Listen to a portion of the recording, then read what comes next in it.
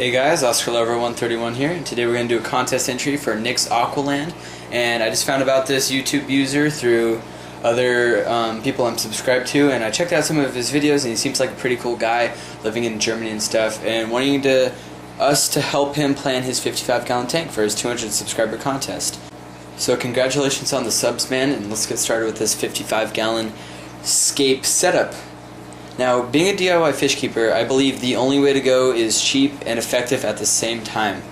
So filtration I would do for any brand new 55-gallon or any tank setup would be a sump with an overflow. Right, as you can see here, I got the DIY PVC overflow, which is doing perfectly in the back. Right now it needs a bit of paint, but DIY overflows are the way to go. PVC.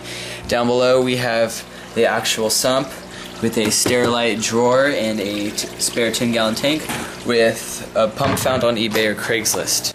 So with the most important part of any aquarium out of the way, the DIY sump, we next focus on the substrate. And I know if you're doing a planted tank, there's 1.5 million substrates that do all sorts of magical things. They can make your plants grow feet and walk out of the aquarium. They can make them fly super green and purple colors, whatever, any of that, that's fine.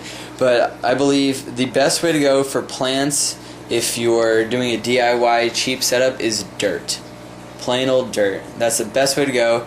Dustin's Fish Tanks does it, Slim Tim does it, Jason Metz fan. Pretty much everybody in the aquarium world who has their stuff right does dirt in their planted aquariums. It's free, but obviously you probably won't be digging up your backyard anytime soon, so dirt is the most cost-effective plant substrate ever. All you got to do is cap that off with some $5 play stand from Home Depot and you're set. The next most important part to a planted tank is obviously the lighting. For a 55-gallon tank, or any tank, the way to go for lighting is T5 high output bulbs, and that is pretty much the industry standard. So for a 48-inch tank, 48-inch bulb, go on aquatraders.com, buy yourself a decent bulb, buy an Odyssea. I have a few of my own, fantastic fixtures and very price effective. As for stocking the 55-gallon planted tank, I beg you, for the love of God, do not put neon or cardinal tetras. How unoriginal. Every single planted tank in the history of mankind has at least one neon or cardinal tetra. Please, avoid those at all costs. If anything, do rainbows, Bosemani, turquoise, red, brown, maroon, rainbows, any kind. Rainbows are gorgeous. I have a rainbow tank myself. They school a lot. They're very active river fish. They're totally awesome. If not rainbows, and a little bit more hard to maintain, the infamous discus fish. I keep discus myself, and they're wonderful. Bit of a pain to keep the water parameters nice and perfect, but trust me, they're worth it. Those fish are absolutely gorgeous. As for the scape, there are infinite numbers of ways you can scape a tank.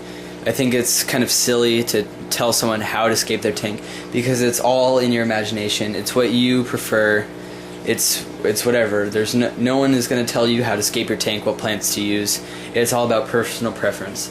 But there's a wrong and a right way, I guess you could say, to scape a tank to make it look halfway decent. You obviously want to follow the rule of thirds. Basically the grid pattern, you want to keep it on the 2 middle thirds of the tank, outside bottoms and such, and also you want to use a lot of triangles in the tank because the eye is naturally drawn to triangles in aquascapes, so it is more visually pleasing to the eye if you have triangles in your aquascape. And obviously you want to keep foreground plants in the front and big plants in the back. Another major component to any planted aquarium would be the use of CO2 injection in the tank, whether that be from a DIY CO2 bottle to a pretty costly pressurized CO2 injection system. For a 55-gallon DIY setup, I would obviously recommend doing the yeast and sugar mix, which provides a good month or so of CO2 injection, and it's extremely cost effective.